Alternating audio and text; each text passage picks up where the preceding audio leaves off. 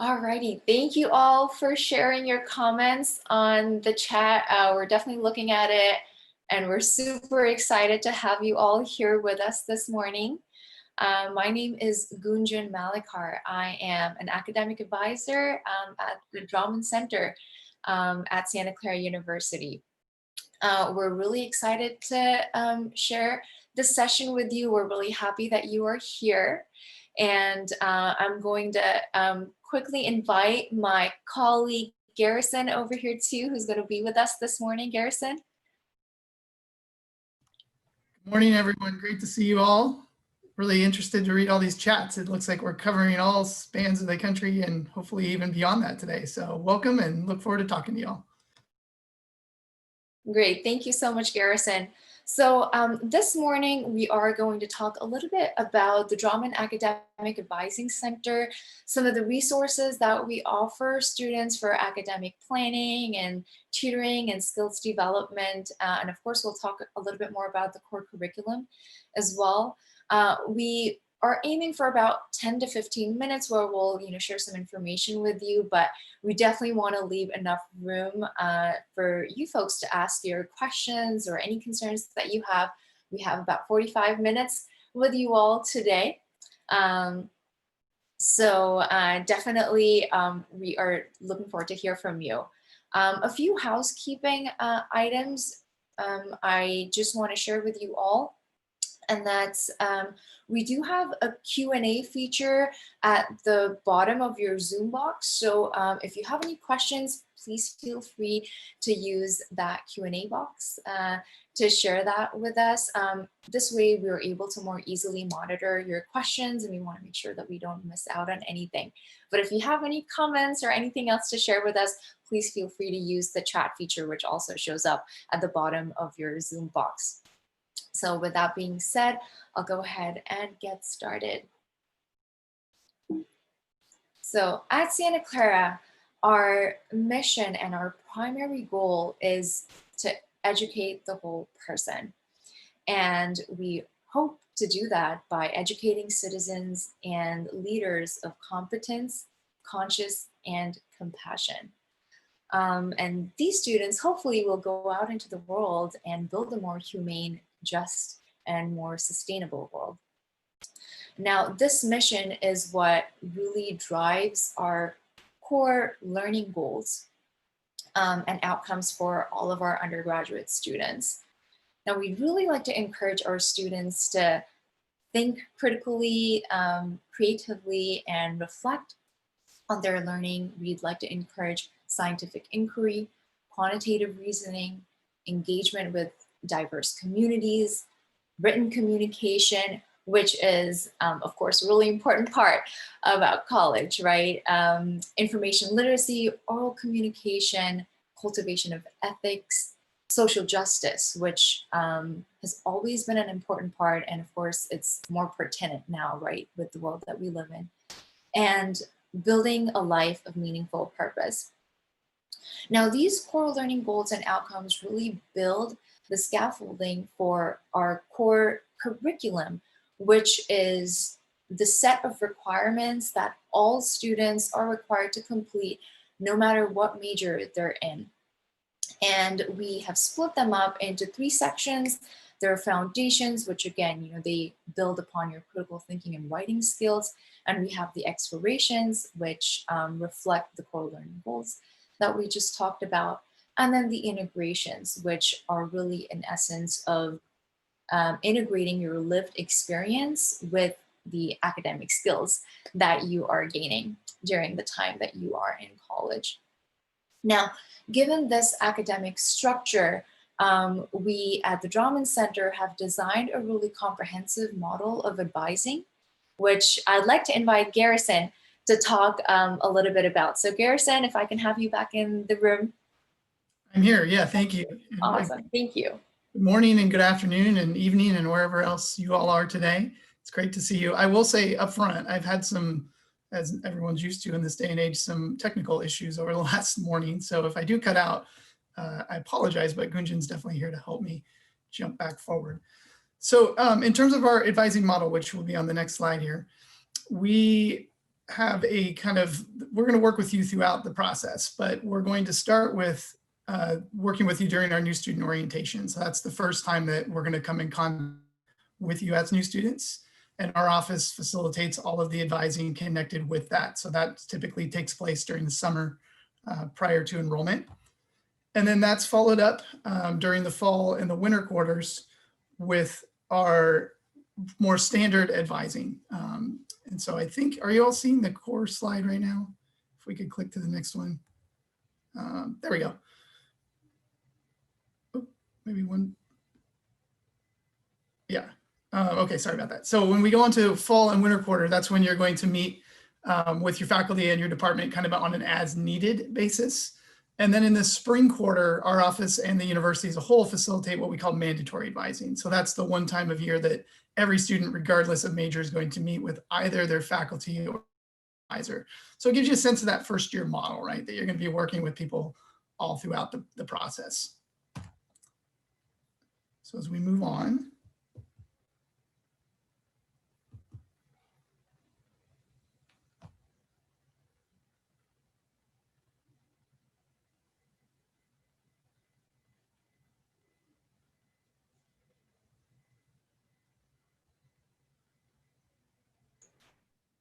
Hi, Garrison, are you still there? I'm not sure. Yes, I'm here. Can you all hear me? Yes, I can. Are we on the right slide? If you can maybe go back one more. There we go. So the centralized, decentralized, and again, I apologize if I cut out one more time, everybody. I'm just going to let Gunjan jump in because I don't want to delay this for you all this morning. But if I make it through this, we have a centralized and a decentralized model here. We do a little bit of both so that everyone here is going to be assigned a faculty advisor in your declared major. So when you enroll, you're automatically going to have a faculty member assigned to you. And that's someone you get to work with all throughout your time here. Obviously, if your major changes, your faculty advisor changes as well. But in addition, the Drahmann Center, which is our office, is more of this supplemental advising resource. And so when you see on that next slide, it talks about all the variations of things we do, from tutoring, helping you through academic challenges, specific kinds of advising. So if you're interested in med school or law school or any of those types of programs, career exploration is certainly a big piece of what we do. And again, a lot of this stuff is in tandem with other offices. So we have other programs on campus, whether they're academic programs, maybe the career center, other things that touch on some of these areas. We tend to work as a team to try to help meet those various goals. And so as we look forward to some of the other things we do on the next slide, some of the ways we help you approach these are with academic success workshops. These are things that we offer periodically throughout the quarter in different formats. And a lot of it's being moved to kind of a virtual setting this year. But we cover a number of topics, including some of the things you're seeing here in terms of helping you be successful with things like time management, helping you prepare for exams and studying. Our midterms are coming up on campus, so we're doing a lot of that this week. We're even doing some content on online learning this year to try to help make sure that our students are prepared and that the Drahmann Center is doing all we can to try to offer help in those areas. And then the other piece of that, which leads into the next slide, is our tutoring program. So our tutoring program is run through the Drahmann Center. This is a service provided by the university. So we actually hire the tutors, we train them, and we compensate them. So it's a provided resource for all students. Our office covers a number of subjects, including a number of things that a lot of first-year students enroll in here. Sciences, economics, modern languages, just to name a few. All of the tutors are currently enrolled undergrads. The faculty have endorsed them, recommend them. It's a fantastic program. It's something that you can come in and just take advantage of and know that there's going to be another student who's working with you, who's been through this, who's been through the experience, who understands the class, probably understands the instructor, and has a really unique insight into that material. And again, it's a service we completely provide for you when you get here. And it's something you can just take advantage of from day one. In addition to our tutoring program, there's also a few other tutoring programs on campus, which is the next slide on this. Those slides or those areas include, there's a writing center, it's called the Hub, which can help you with all things written, which you're going to write a lot of essays and things like that as you go. The Math Learning Center specifically does tutoring for all math courses. So whether it be entry-level calculus or statistics or other kinds of math, they do all of that. It's a great resource, again, organized through the math department. And then some of the other departments on campus also offer tutoring through some of their honor societies and other things. Other areas that you can also take advantage of beyond just tutoring are things like faculty office hours. So all of your professors are going to have office hours. Right now they're being done virtually. And there are ways you can connect up with them as much as you need throughout the quarter to get additional support in the class. And then the Office of Accessible Education, which is a program that you can get more information on probably during other phases of this program this week. But they specifically work with accommodations for students, and they're a fantastic resource. We actually share a center with them when we're on campus. So the tutoring area and the Office of Accessible Education is all housed under one same building, same room kind of thing. And with that, that is our short and sweet content. What we want to leave time for today, and that's why Gunjan and I are both here, and we also have the chat available, is to answer your questions. Before I get to that, just we'll leave this slide up to show you. These are some of our locations. So again, our office is kind of unique where we're located in 2 different buildings. The advising building is in one area of campus, tutoring's in another, but we all work under the same Drahmann Center umbrella. This does show you how you can find out more about us now, which is our website and our email. You're welcome to utilize, obviously, both the website, and you can always email us as you have questions as well. But again, what we'd like to do, I realize it's a large group, so it might be a little more challenging to jump in audio-wise, but we could potentially do that. But for sure, if you have questions that you want to address, if you want to just type them in or raise your hand or whatever works for you, and we'll try to get to your questions right now.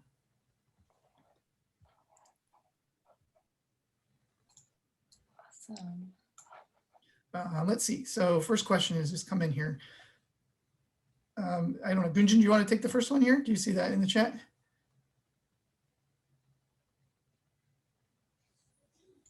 I'm having a little bit of trouble seeing the questions, Garrison. So if you don't mind. No, I got it. I'm on it. So question is, does SCU offer any specific services for students who have learning differences beyond extended time? Absolutely.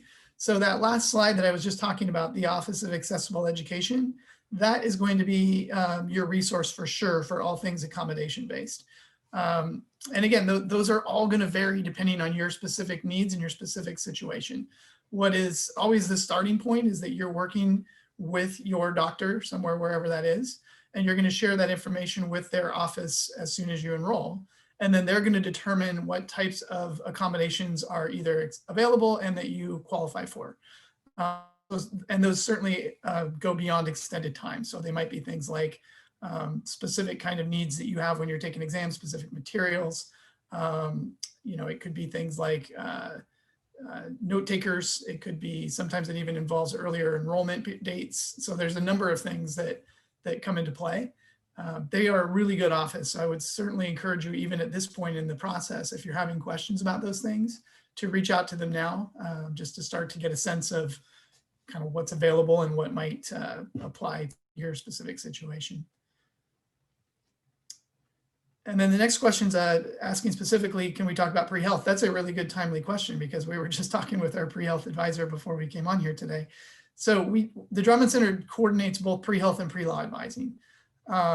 Pre-health is much more of a structured program than pre-law is, in the sense that when you're applying to law school, certainly there are universal criteria, but they don't have a standardized list of you have to take this particular set of courses as an undergrad, whereas pre-health does. Pre-health has a very structured undergraduate science core that everyone needs to complete, regardless of what your major is. So not all pre-health students are even science majors, but all pre-health students take Gen Chem and OChem and Bio and some of these other pieces that are required of medical school. And those pieces all generally start in the first year. So that's one of those pieces that is something you work with right away. So again, our office is kind of the home for pre-health advising. We have a couple of faculty members who specialize in that. There's lots of other folks on campus that can work with you on that as well. But that would cover that. Our next question, I can read it if I give you a chance here. Is that Garrison, yeah, I just wanted to quickly note, I had mentioned a Q&A box that was available on Zoom, but it looks like it's not in our meeting. So if folks can just chat in their questions, that's perfectly fine, which is why I wasn't able to see it earlier. But it looks like we have a few questions coming in. Garrison, I can take the next one. We have Could you please provide your insights, guidance regarding applying to the College of Arts and Sciences versus engineering for computer science? Is there an advantage or disadvantage to applying undeclared? Um, so in terms of the difference between College of Arts and Sciences and engineering when it comes to computer science and engineering, the major difference essentially comes down to the amount of math that you end up doing. So what we've seen between both of the schools is that with engineering, it is definitely a lot more structured and also a lot more application based. So you do a lot of like foundational classes that are really embedded in the engine on the on the engineering component of computer science and engineering. But with computer science in the College of Arts and Sciences, and Gerson, you can add to this as well, the focus is a little bit more on the math theoretical side of things. But again, we have students really applying to both schools depending on what they're most interested in. A lot of our students tend to do like a computer engineering major and then also add along that math minor through the College of Science, Arts and Sciences if they're interested in. But really that's the major difference. It comes down to the amount of math classes. And if there is an advantage or disadvantage to applying as undeclared, I would say there really isn't a huge disadvantage to applying as an undeclared student. This is actually a great opportunity for students to be able to come in and really explore what the university has to offer, the different types of majors and the fields that we have. And in terms of application, I would say, it really isn't such that, one is better than the other. In fact, I would say if you come in as undeclared, you really have a lot of open options to be able to come in and explore different things, which we encourage students to do from the get-go. Great question, thank you. There's a question in here about, is it typical for students to double major or minor? The answer to that is yes, absolutely. The way that our curriculum is structured, I always say this to students, if you come in and you're very efficient, if you come in and you have a game plan and you're working through curriculum, most majors are not going to take you all the way to the edge without having some extra space. And so the more efficient you are coming in, the more options you open up as you go through your curriculum. I see a lot of students, especially in the College of Arts and Sciences, who have minors for sure, but a lot of them double major. It's actually fairly common in a lot of ways for students coming in early. Now, again, there's going to be variables to that depending on the combination of things you want to do and some of the other pieces. But the curriculum is set up in a way where it's possible. The fact you're at a school like this where you know you're going to get the classes you need each quarter, it makes it to a point where that becomes a lot more reasonable as an approach.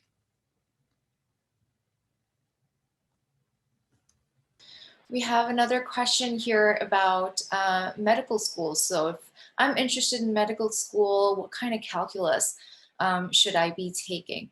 Now at Santa Clara, the calculus sequence that we offer for students that are interested in pre-health careers is calculus for life sciences.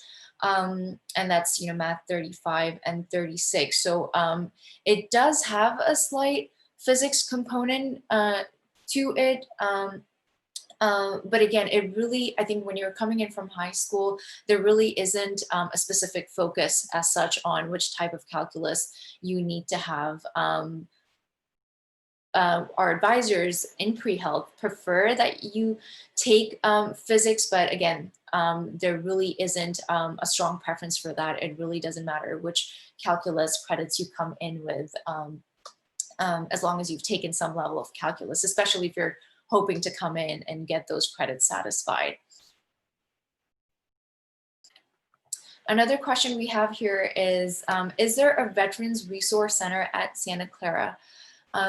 Unfortunately, we do not have a specialized Veterans Resource Center at Santa Clara University. However, through the Drahmann Center, through our advising center, we ensure that we are offering students resources, especially when they're coming in needing specialized kind of support. We want to make sure that we're addressing all of students' concerns and questions. And so if you have specific questions about your experience, feel free to set up an appointment with us at the Drahmann Center, and we'll ensure that you get all the help and support that you need to succeed in college. Thank you for asking that.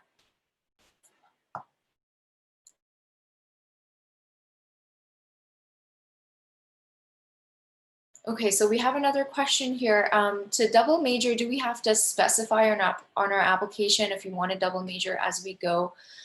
Garrison, and you can add your thoughts here too. I don't believe that you need to have a specific plan as such to double major. A lot of our students actually come in with the idea of wanting to pursue one thing, and then a lot of them, decide to add a double major at a later time. So there really is no requirement as such for you, but it's definitely something that you want to continue talking about once you come to Santa Clara.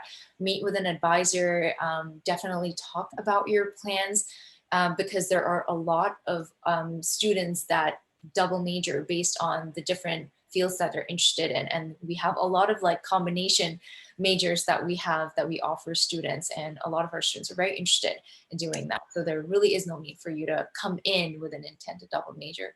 Harrison, do you have any extra thoughts on that? Yeah, I do. And I was going to jump back. Sorry, I had myself on mute earlier.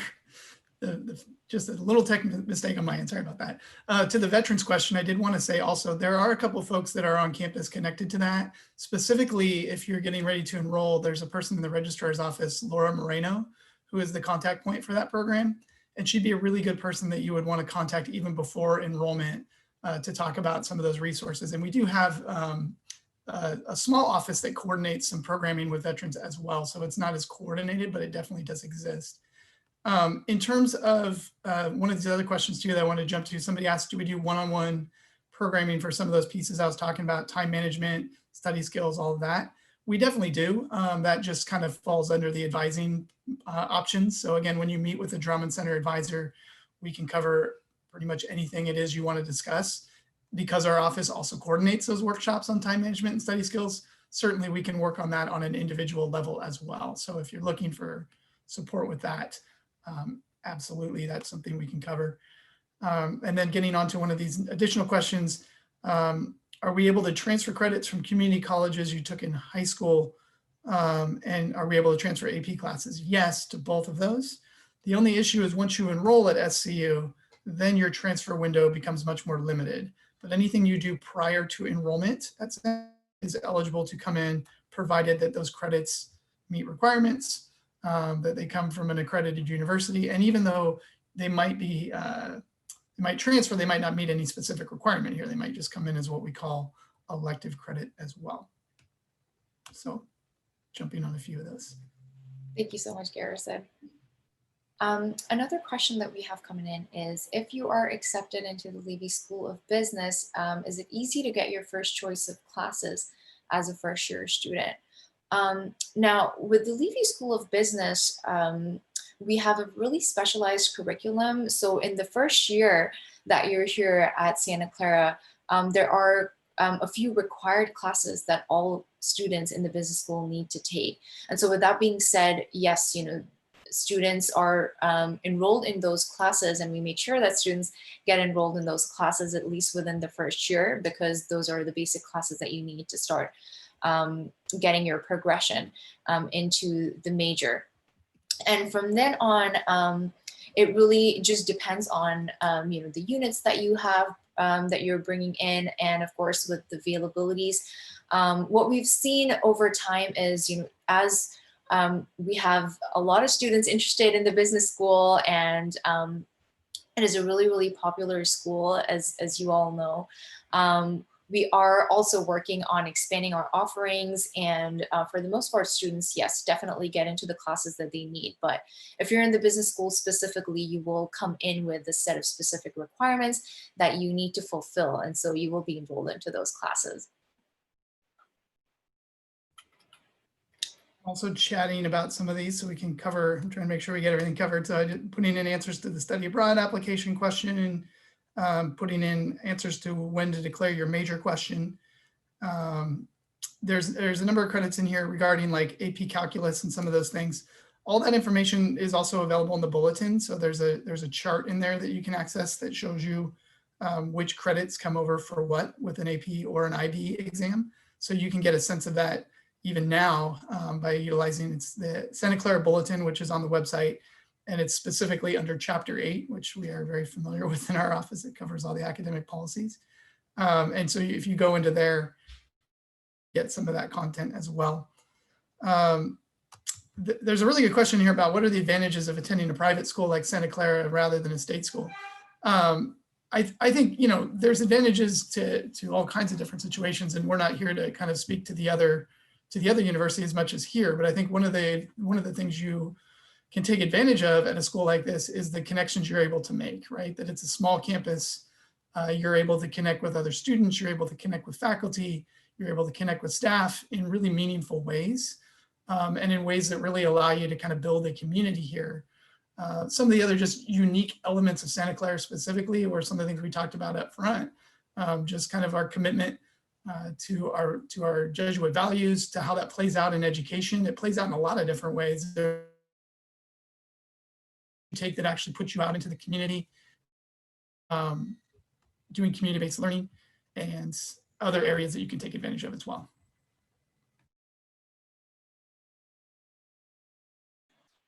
Thank you so much, Garrison. Another question that we have coming in is, what percentage of students graduate in 4 years? How about those who double major and minor? Garrison, do you have any specific stats about that? I don't have the statistics in front of me. I can tell you our 4-year graduation rate is very good. You know, again, it's one of the benefits of a school. That's one of the reasons a lot of students come to a school like this, is to take advantage of that. The way the curriculum is structured, it allows you the opportunity, as long as you stay on track, to complete the requirements within a 4-year window. So there's no reason that if you enroll from day one and have a plan and work toward it, that you shouldn't be able to get done in 4 years. Could you maybe last longer? Sure, if things change, or if you change your mind, or if things go a different direction. But from a curriculum standpoint, and this does exist at other schools, right? There are schools that are impacted with enrollment, and sometimes it can lead you to need more than 4 years. Again, coming to a place like this, if your goal is to get done in 4 years, which for most students it is, then the curriculum is set up in a way where you should be able to accomplish that, should, again, you stay the course. So I think hopefully that answers kind of the way the question's being framed, but I don't have the percentage. I'm sure we could get that for you. I know it's a very high percentage of students that again, that's part of the reason that the school is so appealing to a lot of students. Thank you, Garrison. We have another question about the SU undergraduate law major.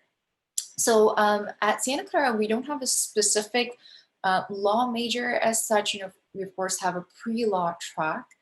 And at the Drahmann Center, we also have specialized pre-law advising services. So students that are interested in going into law school eventually definitely should come to the Drahmann Center to talk to our advisors about their plans and get personalized assistance on figuring out what what resources they need to get, what kind of classes they need to be taking, and what types of preparation goes into studying for law school and preparing for a degree in law.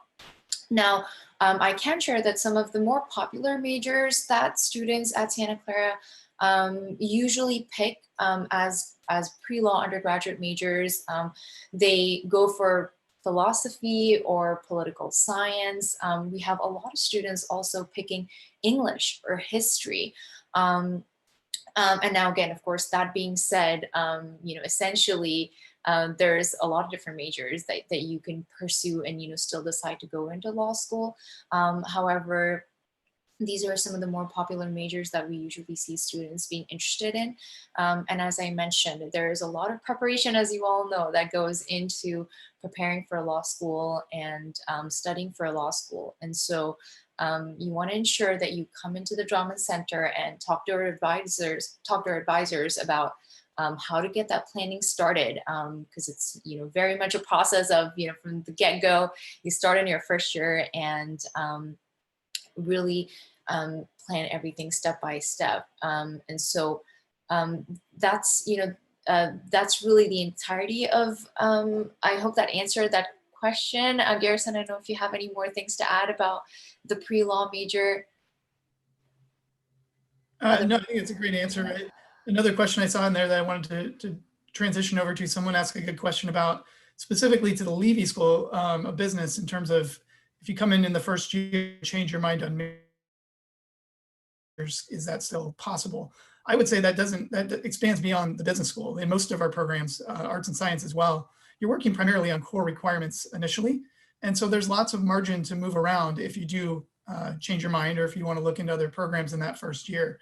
Once you get a couple of years into the program, that's when you start to really find that you're committing to a specific major. And then it becomes a little bit more difficult sometimes to manage the shift depending on how far down that road you've already gone. But for the most part, during that first year, you're all working on a similar set of core requirements, which those are all very common. So some of the things you'll do, you take a critical thinking and writing and a cultures and ideas sequence. And this is an interesting thing to know about the way we operate. Those are 2-term linked sequences that you take during the first year.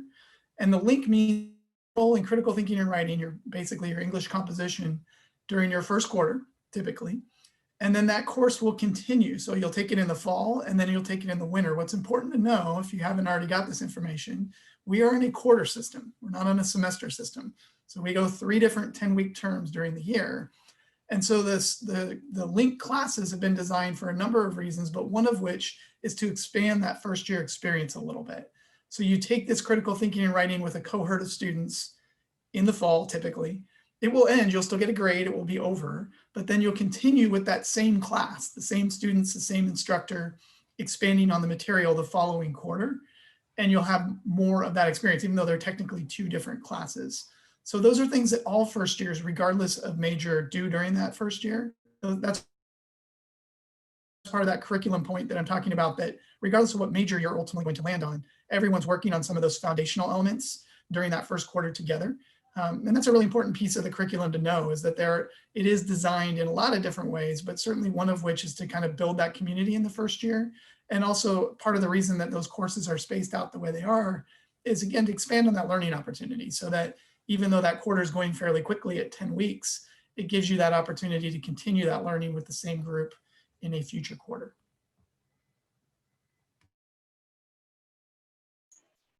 Thank you, Garrison. We have another clarification question come in about the options to study computer science versus computer engineering. In terms of the requirements, I would say the requirements for being in the engineering school are definitely way higher. Students that come into the engineering school have a really, really structured curriculum. So you don't have too much room to really move around with the amount of classes, especially because of a lot of the foundational classes that you need to take. Like, there is a physics sequence that you need to add on. They have a few math science electives that you need to take. And it's a little bit more flexible with computer science, I would say, in that you have fewer foundational requirements, and in terms of like the major related classes, you kind of just jump in to the computer science major, and it's I would say it's a healthy balance between those math and those programming related classes.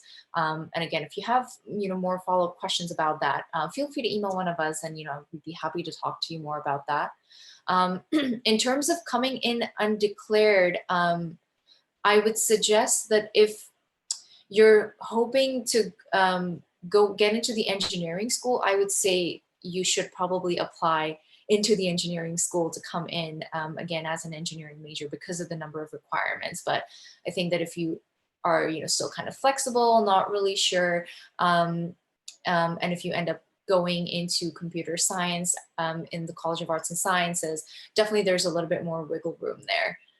But yes, the engineering school tends to be pretty tight on the requirements. So I would say if that's something that you're really interested in doing, I would suggest don't go in undeclared. Go ahead and apply to the engineering school right away. These have been some great questions. I think what's really fun about this is, as we're getting all these questions, if someone were to ask me kind of what does the Drahmann Center do, this is it, right? We deal with all kinds of different things. So it's really fun to get your questions, because our office is kind of like a one-stop for academic issues. And so when students come to meet with us, most of the time it varies, right? So when people kind of ask, well, what is advising?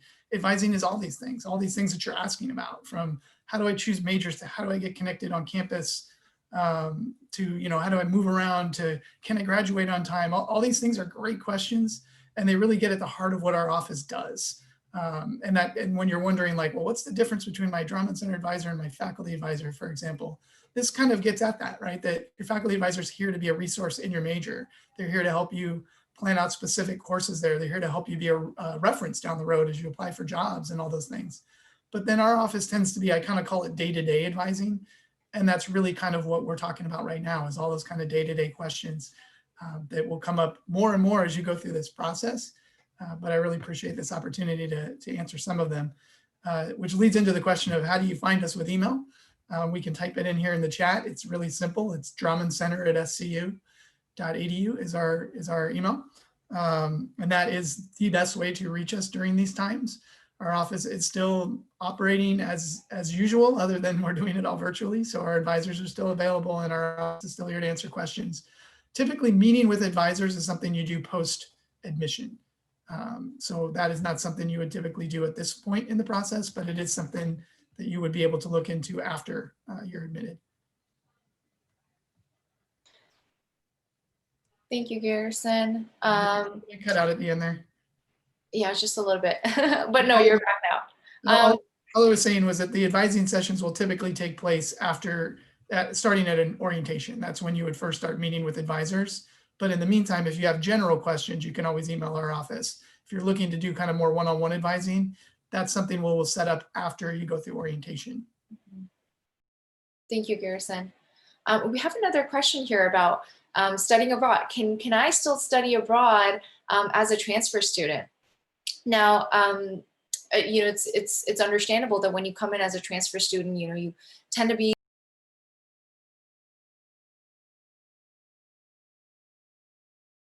orders. But study abroad is an experience that, if you can make it happen, if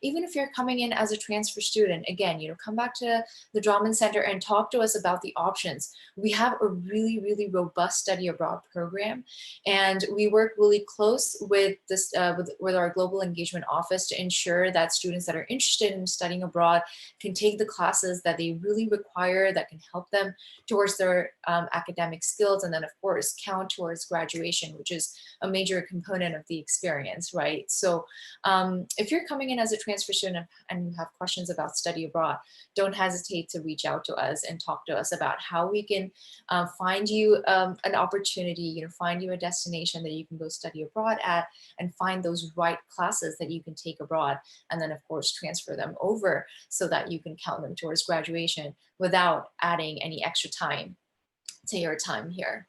That's a great question. Also, a really good question about kind of procedure as of now. I was just kind of touching on this before. Again, admissions is still your main contact at this stage. As you're looking to enroll, as you're kind of going through the recruitment process, admissions is really the office you'd want to work with. So as we're giving you our information, it's not to say that you would want to reach out to us primarily with questions, as much as if there are really specific things that have come up, or you have a specific academic policy or something like that that you're wondering about, you could always direct it to our office. But I would typically encourage you to start with admissions as you have questions at this point in the process. And they would direct you to us if needed. However, because we're all virtual and everything else, we certainly want to make sure you know how to reach us. But I do want to make sure and make that clarification, because I think it's really important that we're directing you to the right offices at the right times. And again, really the way it works procedurally is you work with admissions until enrollment, and then they kind of hand you off to us, and then we take it from there. Thank you so much, Garrison. Another question we have is, would you be able to transfer majors between the 3 schools? Essentially, yes. The answer is yes, you can. If that's something that comes up for you, and if you feel like you're trying out different things and it's not working out, trying out different majors and exploring schools is it is possible, but it's not necessarily The most easiest, especially if you're thinking of, the engineering school or with the Levy School of Business, both of them are highly, highly competitive. And a lot of students that also apply to Santa Clara, don't always necessarily get in right from the get-go. So, and then transferring schools then becomes, slightly more challenging depending on different factors.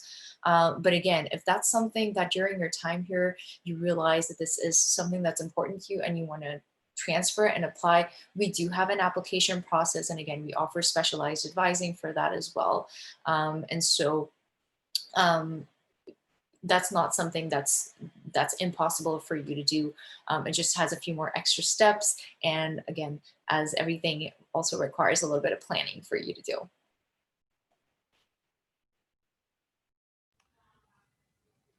And I think we're approaching our end time here.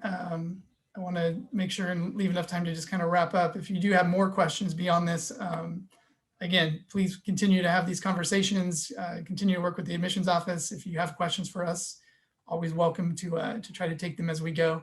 I'm trying to just look at these very last questions. What's the percentage?